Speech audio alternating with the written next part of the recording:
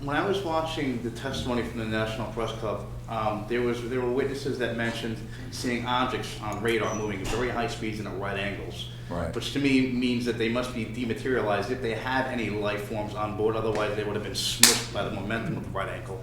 Does that have any implications in terms of like the soul that might be in a person? Because how can a being dematerialize and then come back? Well, he's asking a question about objects that are moving like at 100,000 miles an hour or 20,000 miles an hour, make a right turn. Actually, they do not have to be dematerialized. What they do is that they can create, if you will, an energy field around the craft that is kind of like controlled for one gravity. And so even if and it moves with the object. So this is field propulsion, all right? So it can be moving at 100,000 or 200,000 miles an hour and stop or make a right-hand turn. Now, if you were in a jet aircraft, your brains would be coming out of your nose, literally. I mean, it would kill you. But if you have the ability to control what's called gravity control and mass control, and remember, it's a misnomer to say anti-gravity. It's actually, if you will, a mass attenuation, a reduction of mass.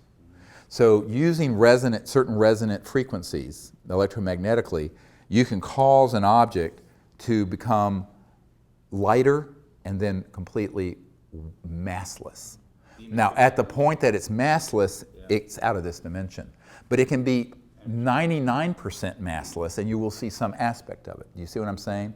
And this has to do with spin theory in physics and altering the angular momentum of the atoms and subatomic particles. I'm not going to go into the arcana of this because people will be bored. But we understand how this works. But basically the whole craft and everyone on it is, and around this object, is a field that's created. So that's how it can move. And they can still be fully materialized and move. Now, it may also be that they're not materialized and all you're seeing is sort of a energy form or a plasma effect.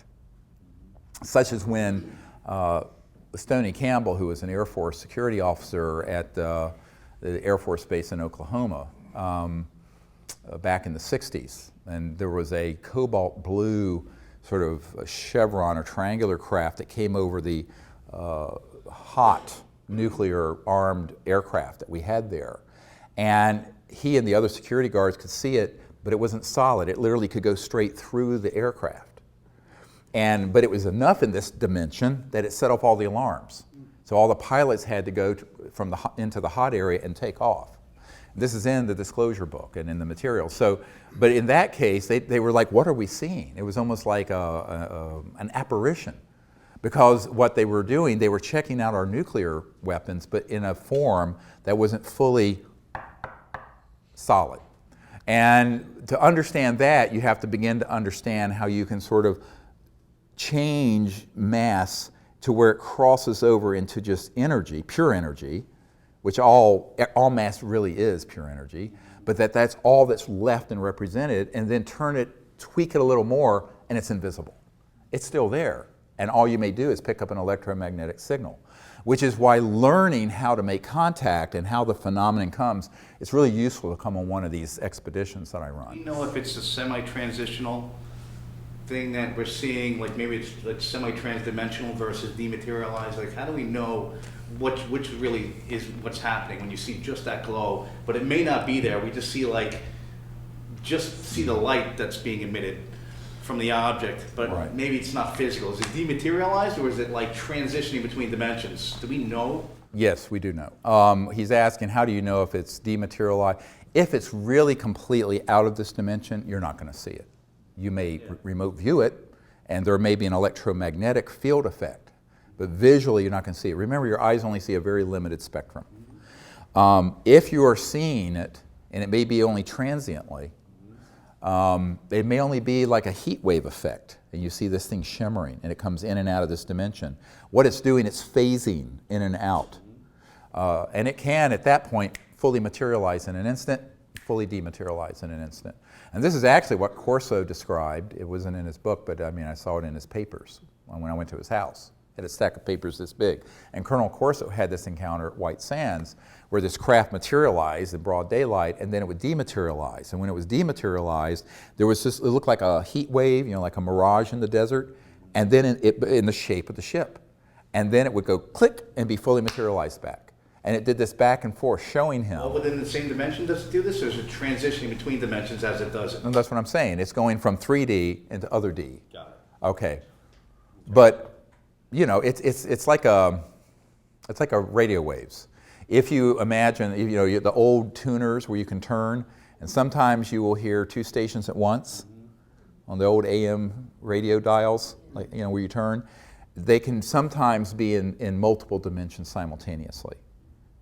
But that, this is a really advanced discussion of the technologies. But, yes, we do understand how they do it, and classified programs have also experimented with doing the same thing. We have time for probably, what time do you guys have? 5:58. We have 2 minutes before we're supposed to take a break. Is that right? Yeah, just your name. Yeah. So let's see. I'll take someone who hasn't asked a question yet. Yes, sir. I think it was in Countdown to Transformation that you would relate the story about how you met the ET you named Kindness. Yeah. And I believe you were introduced to her by Shari. Yeah. The night Sherry Adamak passed away is when I was introduced to this ET I call Kindness. Yes. So my question is, do you continue to have encounters with Kindness and with Shari? And also, is it common to encounter people who have passed away when you have encounters with ETs? Yes, is it common to have encounters with people who are passed away also when you're having encounters with ETs? I don't know if it's common, but it does happen. And remember, if you go beyond the speed of light, what I call the crossing point of light, you go into energy fields that begin to approximate what the mystics used to call the astral, which is closely approximated to, if you will, the afterlife, that astral aspect of your body. So the night that Sherry Adamak passed away, I awakened in this lucid state, and she was there introducing me to this ET with a perfectly round head. I mean, exactly round, not elongated at all, and completely hairless, and very, very kind. I call her Kindness because she just emitted this kindness. And in almost every expedition under the stars we've had since 1998, she has shown up in what looks like sometimes it's cobalt blue and sometimes it's diamond blue-white ship. And often it'll come in and make a curve and then go back out and dematerialize. But it's that distinctive, it's very distinctive. So yes, we have. And my understanding is that she's a very senior diplomat with an interstellar coalition, very enlightened. And it's sort of like the Bijou, when we had this experience in Joshua Tree, the amount of the development of consciousness of these life forms that have explored the cosmos for thousands, some of them millions of years. It's just stunning. And the intelligence. So yeah, that continues to happen. And it's very unusual that we're out on one of these week expeditions where we don't see that ship. Do you ever see Shari anymore? Yeah, I mean, I'll have dreams with her, yeah. And by the way, the lucid dream is an amazing tool because it's, buried within everyone is everything. The entire, it's like this old saying from the Sufi, I think it's Sufi tradition, thinkest thyself a puny form when within thee the universe is folded. In other words, it's a rhetorical question. You're not just some little thing. Through the structure of consciousness and mind, the entire cosmos is folded within every single person, like a quantum conscious hologram.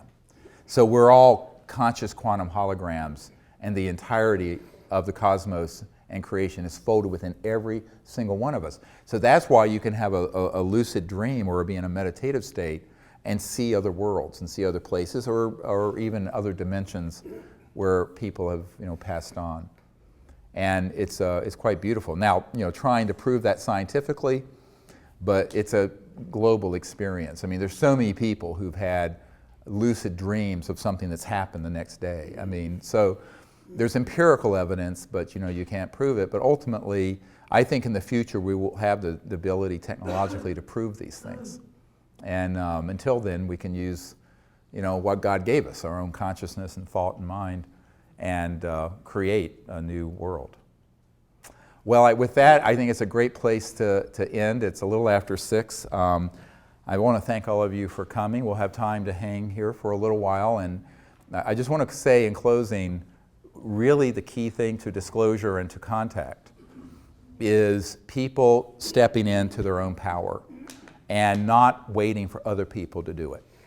Because if you wait for others to do it, it will never happen. This is something that has to be a grassroots, mass consciousness event. And the next phase of disclosure is going to be exactly that. And the more that people understand that and actually do it, instead of just thinking about it, the more rapidly we're going to get to this next level of our civilization, the future of which is beautiful if we get it right. Because it's a future of free energy, abundance and unbelievable prosperity on this planet, peace, universal peace, and interstellar travel. That is what, we're right at the point of being able to create that reality. And that is the future for Earth and humanity if we choose to make it that. But it isn't going to happen by people sitting doing nothing. It's going to happen because you actually, kind of walk that talk and make it happen. And so empowerment of yourself and learning to do this, and also helping us identify the people who can be this next wave of disclosure witnesses. But just by sharing the disclosure book and the videos of what we've already put together with people, people will come up to you and say, oh, well, I know someone who was in the Navy, who was on a ship that had this, or someone who's worked for Lockheed Martin at the Cube and Edwards. We need to get a whole new wave of people to come forward that will just end forever the question of the secrecy. But that's only the beginning of the work, because the real work is then after that, where we have to find a way of creating a world on this planet that is worthy of becoming part of an interstellar family of planets, which means a peaceful civilization.